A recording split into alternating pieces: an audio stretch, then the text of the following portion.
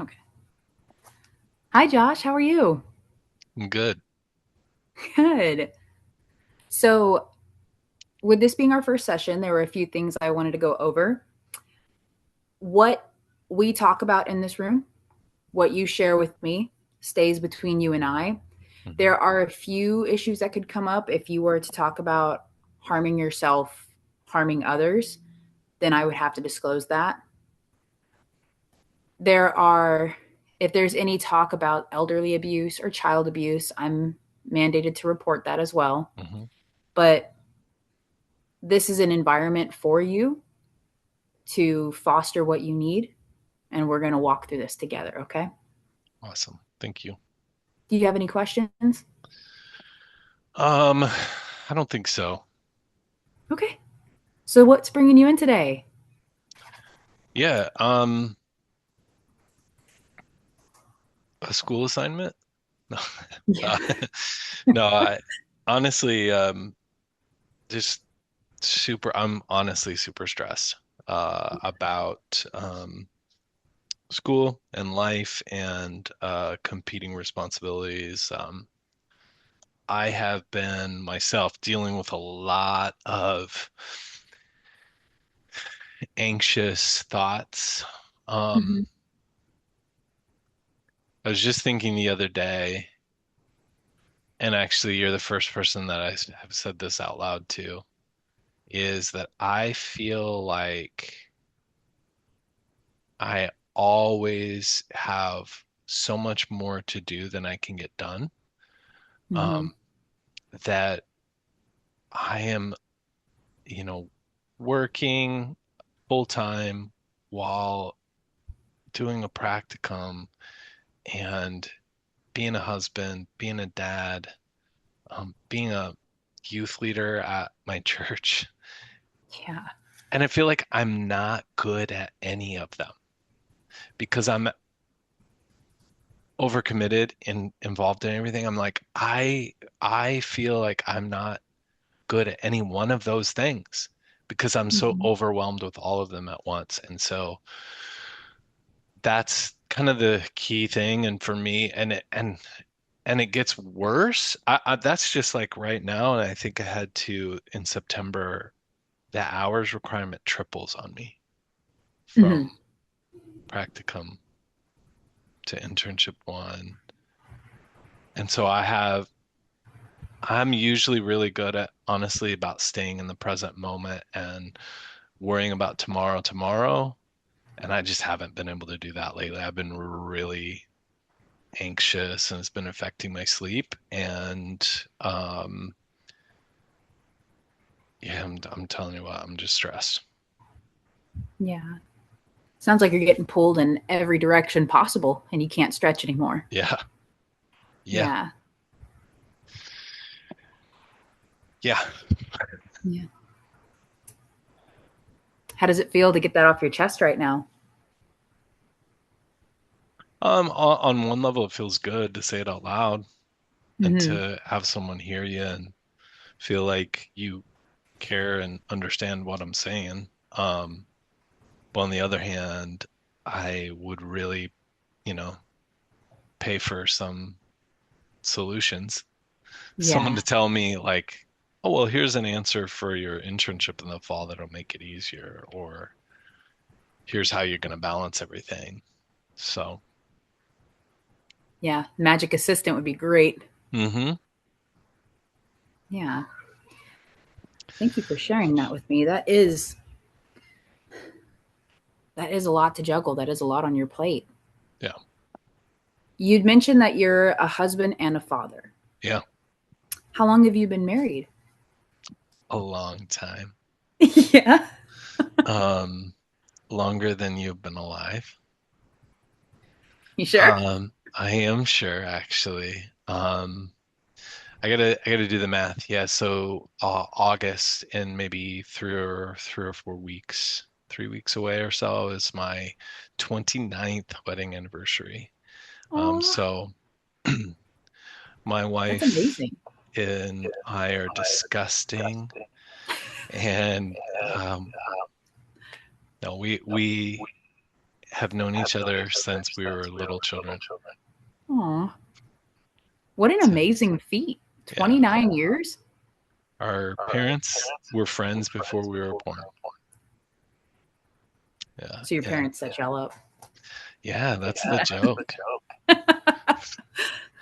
Um, my mother-in-law helped decorate my baby nursery. So, Oh, yeah. So we're that disgusting couple. hey, 29 years? You don't really Yeah. see that a lot these days.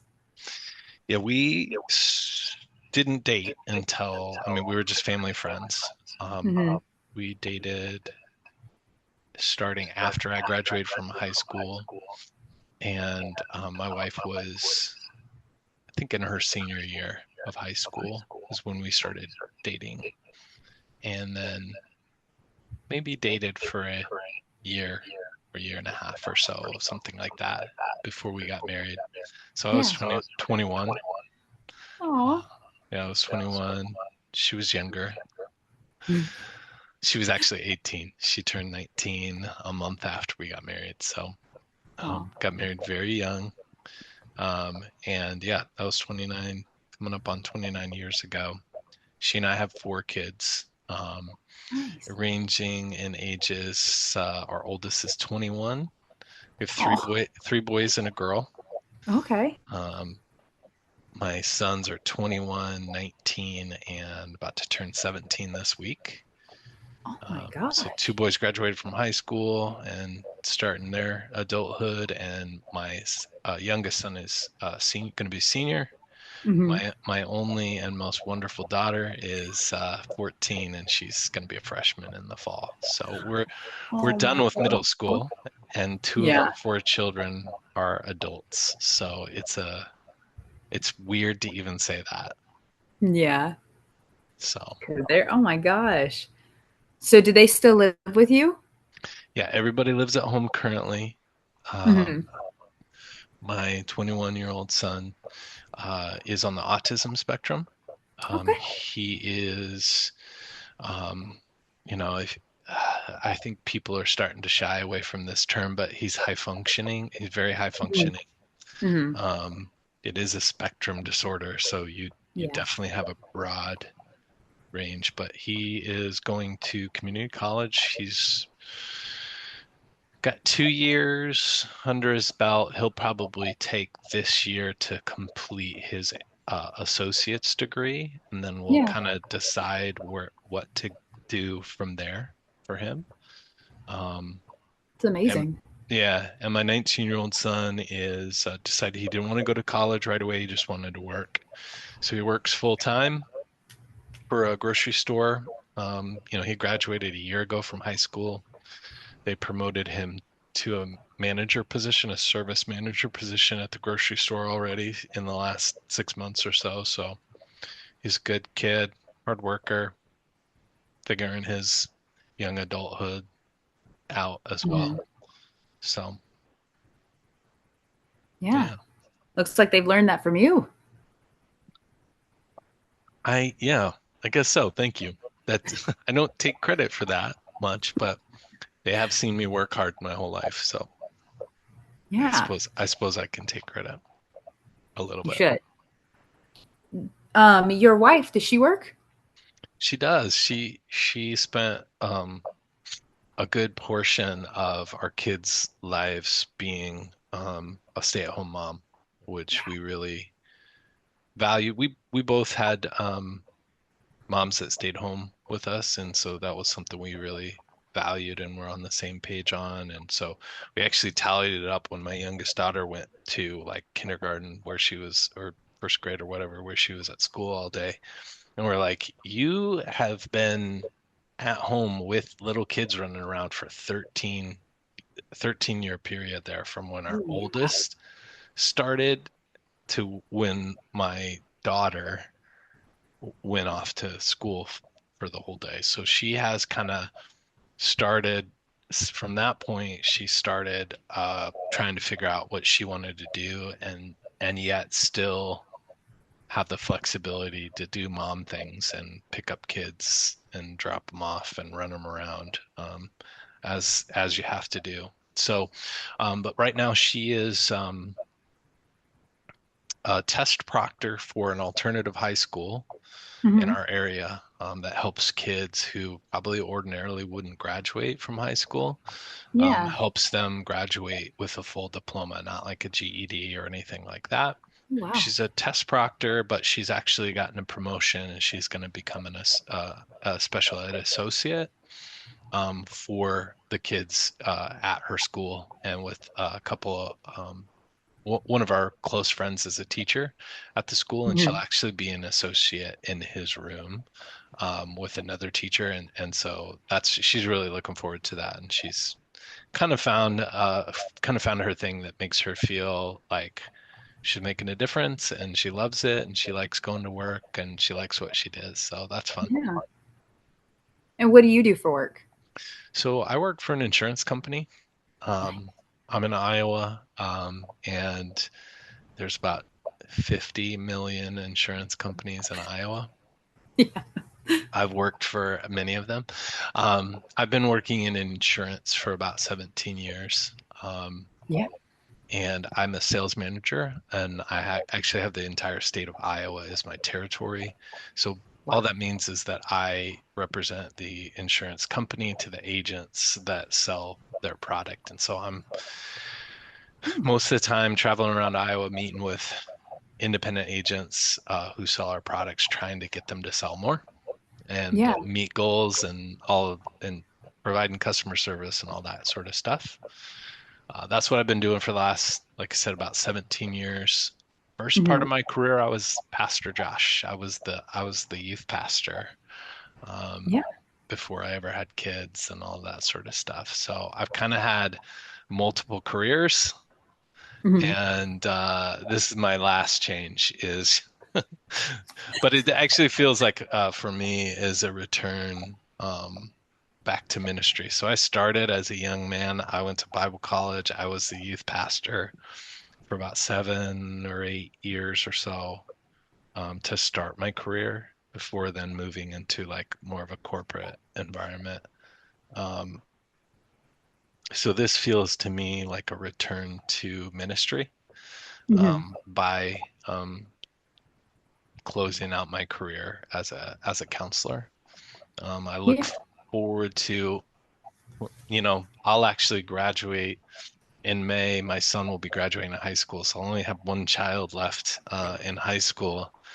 And um, I look at it as, you know, switching into the counseling profession is something that um, I will just love doing for the remainder of my career, but it's also not something that I see myself retiring from. It can be something that I can do.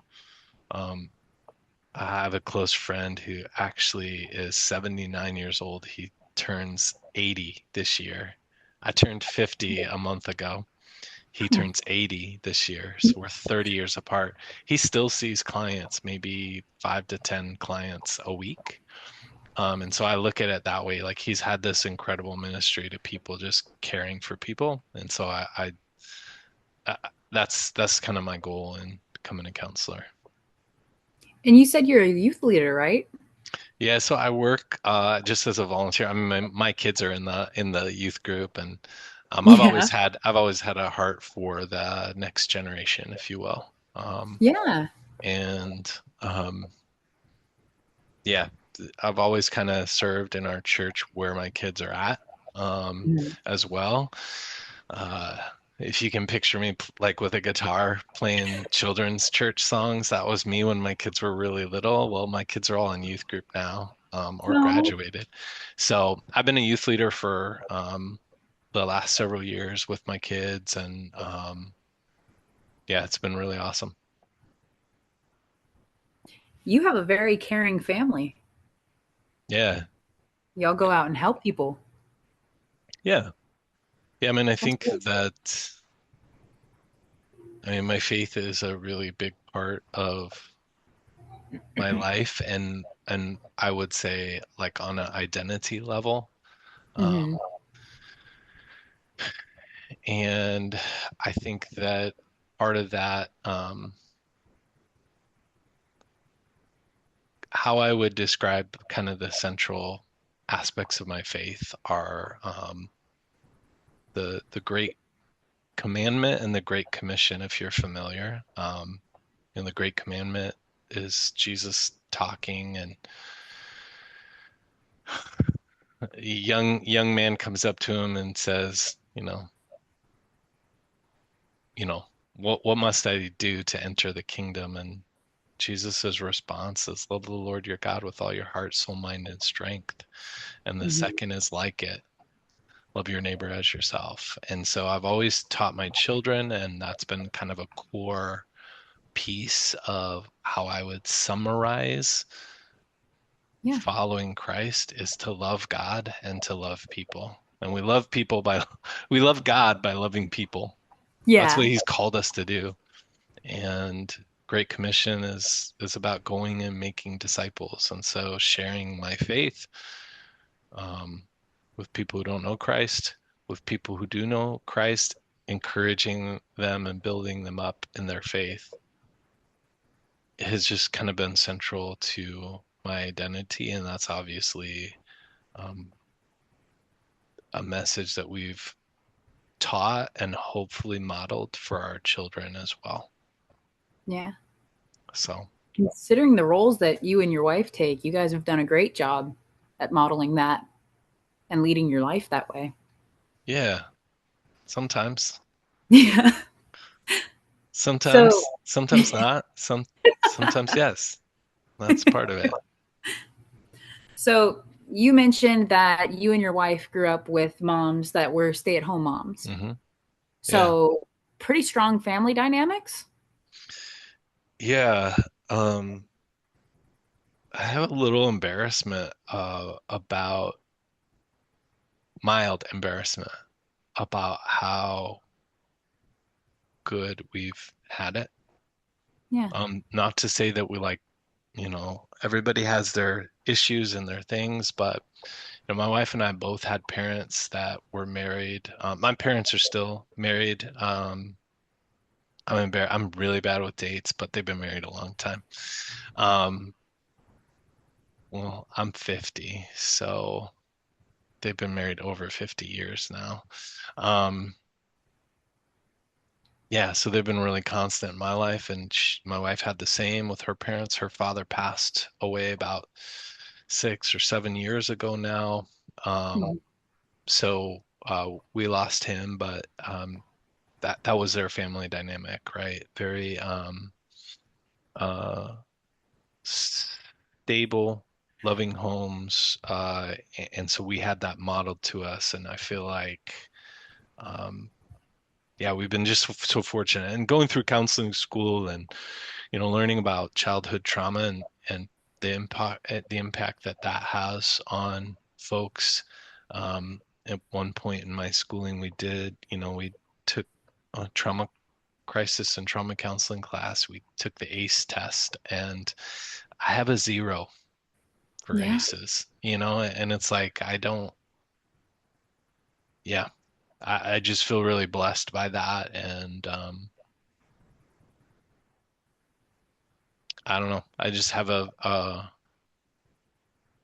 I connect it. I apologize because I don't know how like what your faith is like, and I throw out scripture all the time, and I don't know what people's context for scripture is, but I think about there's a parable in the New Testament, and Jesus is it's a parable of the unfaithful servant, and there's the concept, the point of the parable is really this kind of idea that to whom much has been given, much will be required. And so I think about that and I take that personally. Like I've been given a lot.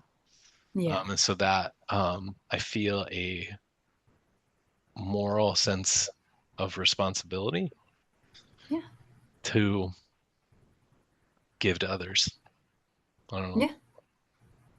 No, that makes sense. Okay.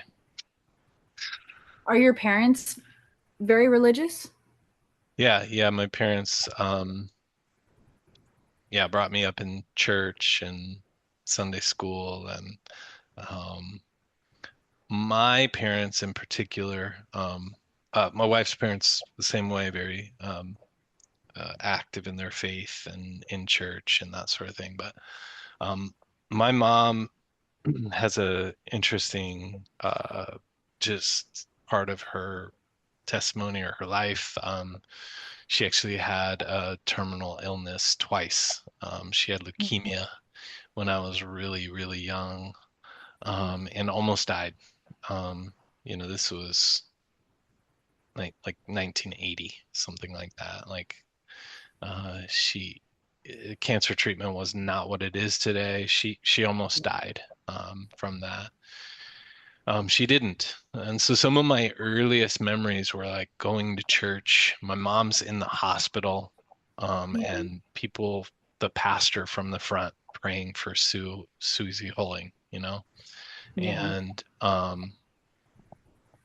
so from a very early age, I was taught about God and Jesus and that we can pray and that you know uh that that Jesus healed my mom. Yeah. And so she survived leukemia and came through that whole process. And when she was in remission, actually, your immune system tends to be completely decimated, and Mm. chemotherapy tends to kill all of your antibodies. Well, Yeah. she contracted encephalitis, which is essentially a fever in your brain. Yes. And she almost died again, back in the hospital, same kind of story again. And she was healed again. Um, and what I didn't realize at the time, because I was probably like 5 years old at the time, I didn't realize the toll that that took on my mom and that she had some permanent disabilities. And Mm. it was never talked about that way when I was a kid, about my mom being disabled, Yeah. when the reality is she was disabled. She has a very noticeable and strong speech impediment. When she Mm. had encephalitis, her palate, which is in the back of your throat and closes while you're talking, keeps Mhm. air from escaping through your nasal passage. It was paralyzed, kind of half open. So she loses air out of her nose every time she says anything. So she's harder to understand.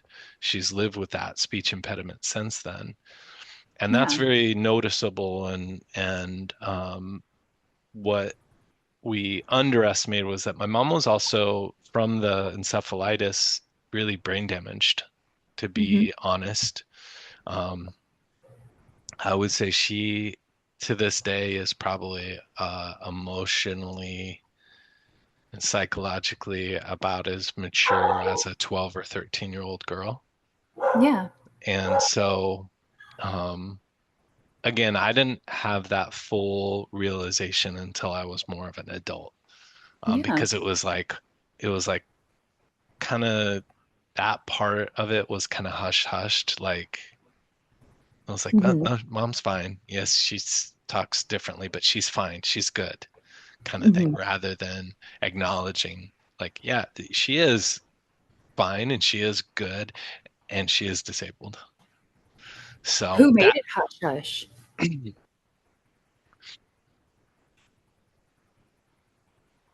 that's a great question. Um, Maybe my dad. I don't think intentionally, not yeah, definitely not like with any kind of intentionality or malice or like, but it was like, oh, like, I don't know how to say this. Like, it was like, well, if, maybe if we acknowledge it, it's less of a miracle, which that's what it was kind of, I don't want to say sold. I feel like that cheapens it, but it's like, the story was like, no, like we prayed and God healed your mom.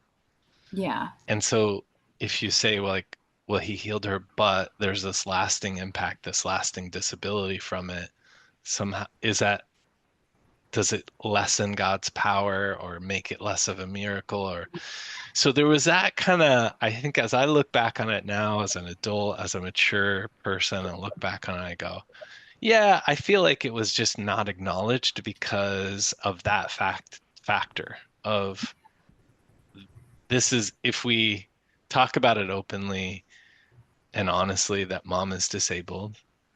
Um, I think when you in that situation, again, I was like 5 years old. She comes home from Yeah. the hospital, and there's a thought of like, well, she'll get better over time. Like she'll Hmm. continue to heal over time, and by the time there was a realization of like, no, this is as good as she's gonna get. Like this is as healed as she's gonna be. Hmm. Um, then we just kind of didn't talk about it. Talk about the fact that no, my mom has limitations. She's not um yeah, there's some lasting impact of her illness. So, Yeah. At 5, though, how did that feel growing up, though, with the mom? You mentioned that she had the mental capacity of a 12 to 13-year-old. yeah. Did that change her role as your mom growing up? Yeah, I did not realize that till I Hmm. was an adult, right? Um, but I know that you are a counselor, and so you would have like learned some of this stuff. I think what I've learned is, that there was some in some family dynamics, you will have a parentification of a child, right? Hmm. Where you maybe have that parent who treats a child as another adult and puts adult responsibilities on that young child before they're able to or should have those responsibilities. Hmm. Um, that kind of happened to me a little bit. I have a older brother and sister, but they were 10 years older than me at the time, Yeah. and then so it was myself and my little sister, and so oftentimes as a child growing up throughout elementary school and that sort of thing, I would maybe be with, imagine me, I'm like 6 or 7 years old in a grocery store with my mom, and maybe a cashier couldn't understand what my mom is saying. My mom is asking the cashier a question, and the cashier doesn't understand her, asks her to repeat herself, and Hmm. she repeats herself, and the cashier still can't understand her. This is all I know of my mom. I can understand her. And so basically, I became my mom's translator. Yeah. So then the cashier would look at me, the child, and I would say, she said this, and Yeah. I would translate for my mom. And so there were little things like that I didn't know any better. I didn't know any differently. Hmm. But that was part of my experience of childhood was there were elements of that where I what be, was parentified, or I had adult responsibilities that I didn't know were really, I didn't know that that was not typical Yeah. per se. So, was your mom able to fulfill the maternal role in your life, or did somebody else have to do that? Yeah, that's a good question. I think yes, yes and no. Hmm. I think yes to a certain degree. Okay. To the ability that to the best of her abilities, yes, she was my mom. She was loving. She was caring. Um, but I think that honestly, like she was also disabled and limited in what she could do.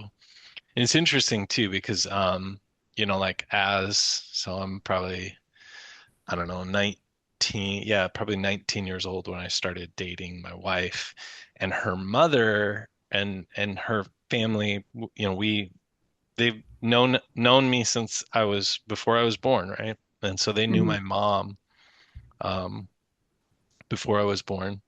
Um, she she was I spent a lot of time talking to my mother-in-law, my future mother-in-law at the time. And so it was she became my mother-in-law, so she became my second mom, but Hmm. she in a lot of ways has been my mom. Yeah. In fact, I call her mom. I don't call her my mother-in-law. I don't introduce her as my mother-in-law. She's my mom. She's every Yeah. bit as much my mom as my mom. Yeah. So, so that's a great question. I think that my mom fulfilled that maternal role to the best of her abilities, and other women in my life have also filled that role. Would one have been your older sister?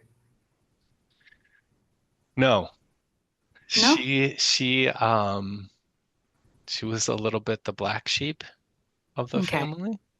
Hmm. And that's an unfair label. But that's the kind of I grew up understanding that like my older sister was like she was the naughty kid, the bad kid, Hmm. if you will. Yeah. Um, so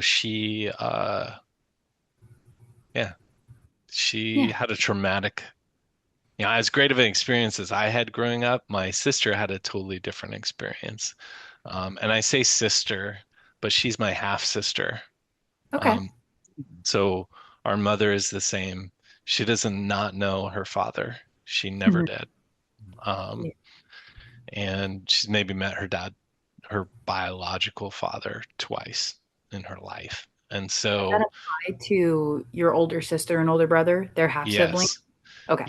yes. So, my mom got pregnant in high school. She was 16 years old and had my sister, and 17 years old had my brother. Oh, yeah. So my mom was spicy back in the day. Yeah. So yeah, and then she actually came to faith in Christ at some point. She's a young single mom, um, and came to Christ, and then met my dad, and they got married, and I came along shortly after, and then I have a little sister came along a couple of years after, and my dad adopted my older half brother and sister, Oh, um, but they had quite the traumatic uh, childhood experience compared to me, where I come in the picture and I have this nuclear family of my mom and my dad, and that's the home that I grew up in. So I'm a little oblivious to the trauma that they experienced. So that being said, my sister, my older half sibling sister, wasn't that role model for me because she was the black sheep kid. But knowing what I know now, it's like I wouldn't give her that label. yeah. I'm curious though, you had mentioned your oldest son is on the autism spectrum. Hmm.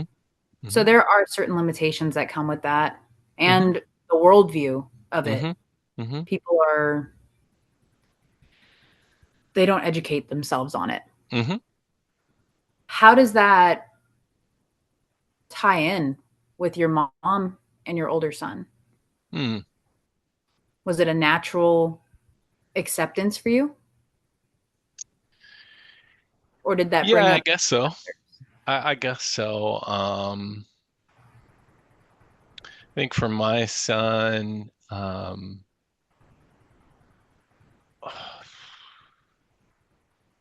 a pretty optimistic guy anyway. Tend to see the glass as half full.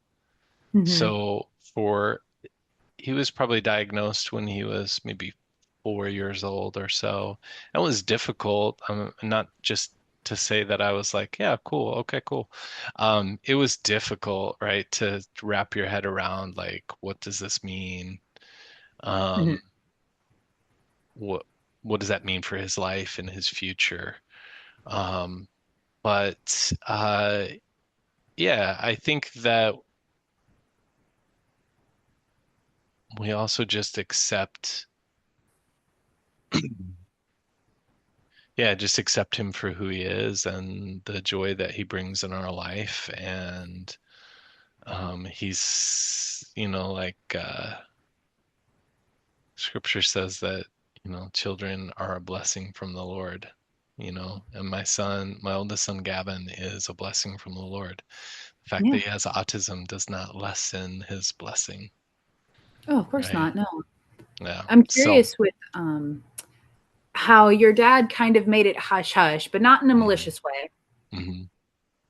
Do you feel like it was hush hush with that diagnosis, or was it a different take on it? Yeah, no, for us, like I think that that's you're full of good questions, Doc. No, no, that's a great question because I think I've seen other families, especially when you're talking about someone on the spectrum who is maybe more mild on the spectrum. There's a question of like, well, do I carry that label? Do Hmm. I, and do I reveal to what extent do I reveal to other people that I Yeah. have autism, or do I keep that unrevealed because I don't want to be treated differently, or et cetera, et cetera. We've always chosen to be open and talking about our son Gavin and having autism, and talked about it very frankly with him. And the way Hmm. that we talk about that is like, yeah, this is a part of who you are, right? Yeah. And it doesn't mean that um, you know, can't do certain things. It doesn't limit you. It doesn't, yeah, that's not what it means. It may mean that certain things are more difficult for Mhm. you than others. But that's true of us, a lot of us, not just people on the autism spectrum. And so we've tried to be have that be always part of the conversation, and be open with our son about talking about that and not It's interesting. shy about it, if you will. Yeah, because the evolution of autism Hmm. over the years, especially your oldest is 21. Hmm. So the evolution of autism over these past 20 years Hmm. has been drastic. Yeah. I'm very familiar with it. I have a lot of friends whose child are autistic and they range Hmm. on the spectrum as well. Hmm. But especially comparing it to the 80s with your Yeah. mom, Yeah. hush hush was definitely the way to go back then, Yeah. especially with stigmas and everything around Hmm. it. You know, it's what is that? Don't ask, don't tell type of Hmm. situation. So I'm curious if that maybe influenced you on your choices to be more open about it, to make Maybe it so. Maybe natural. so. I think that we were raising Gavin in a time where there was this explosion of it was people were asking like what's going on, like 1 in 12 boys or whatever were being diagnosed with autism. So we raised him in a time where there was much more autism awareness. Um, Hmm. and yeah, so for the majority of his life, it's hard to if I would ask the question of people like, do you know someone, is there someone in your life who has an autism diagnosis? Almost, it feels like almost everyone would say, yeah, Yeah. I have a nephew, I have a niece, I have a cousin, I have a friend, coworker.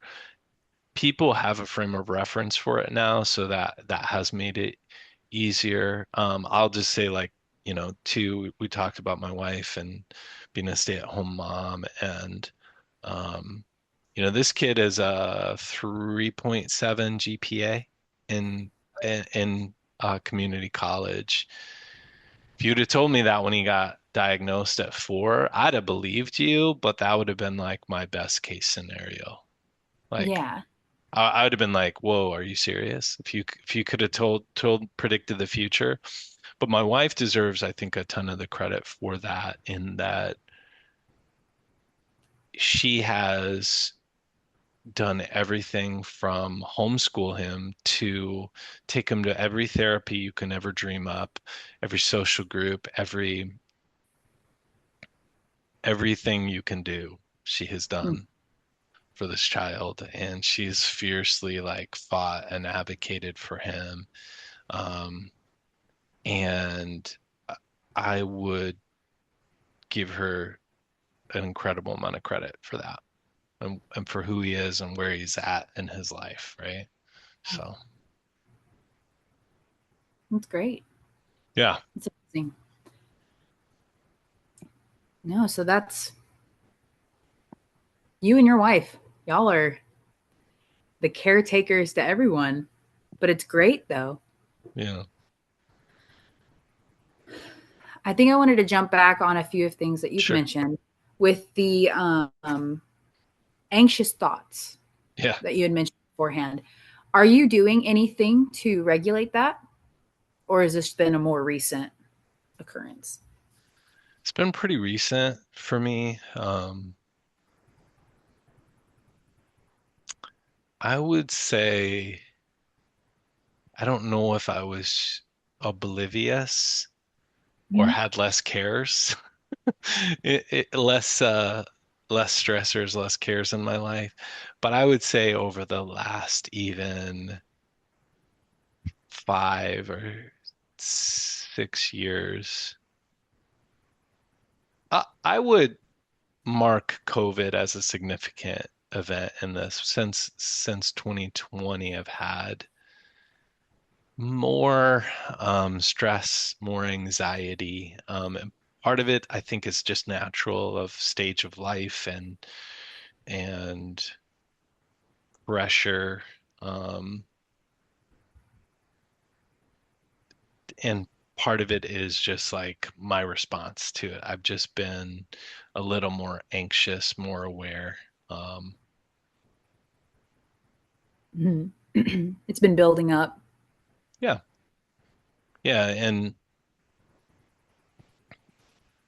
I didn't enter in the decision to uh, start a, you know, master's program and become a counselor lightly. I thought about that for a long time and prayed about it and sought sought guidance about that for a long time.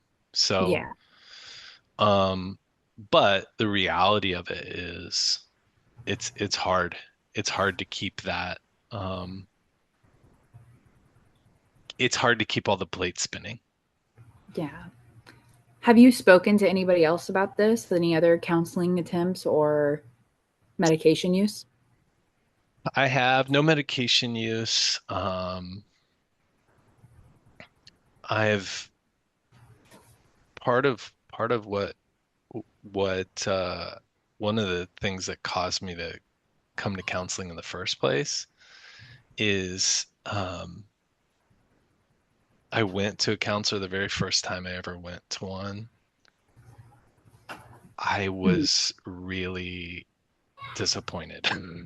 Yeah. I thought I thought this person was a total dud, and I never went back.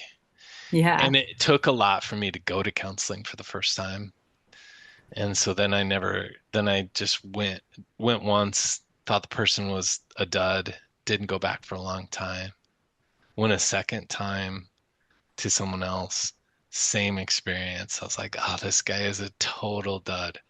And I Oh, don't feel connected to him. And this is stupid. yeah.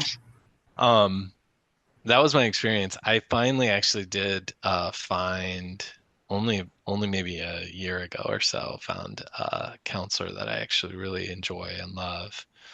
But a few years ago, I have a really close friend of mine who is a counselor, and um, he's actually psychologist, but um, has his own practice, and so I've talked to him about it a lot.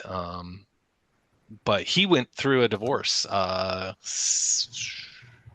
two or three, probably 3 years ago or so, 3 or 4 years ago, and it was a really traumatic experience actually because he's my closest friend, and his wife at the time was my wife's, who she would consider one of her best friends, and she cheated Yeah. on him with a woman.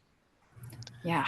And then rather than, take responsibility for it and make amends and repair and work on the marriage, she took um the stance of like, well, I'm gay and I always have been, and so I can't keep going on in this marriage. And so it was a really traumatic experience for all of us. Yeah. For us, we felt like we lost a friend in the process.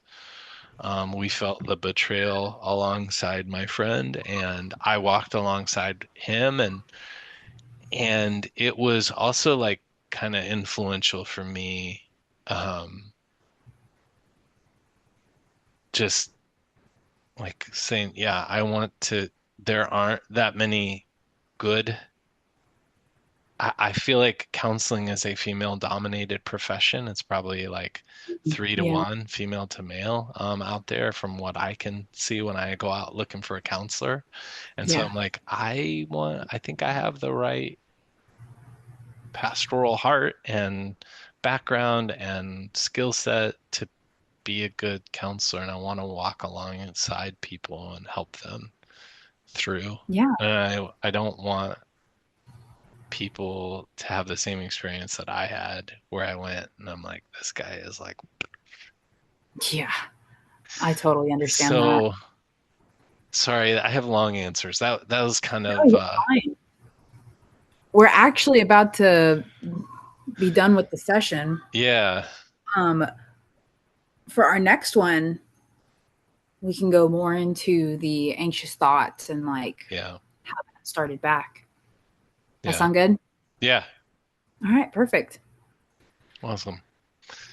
Let me give you some feedback and then I'll pause the recording for you. Thank But okay, actually let me pull it up so I'll make sure I give you the right responses. Help me feel understood. I actually think that your questions were really good and insightful.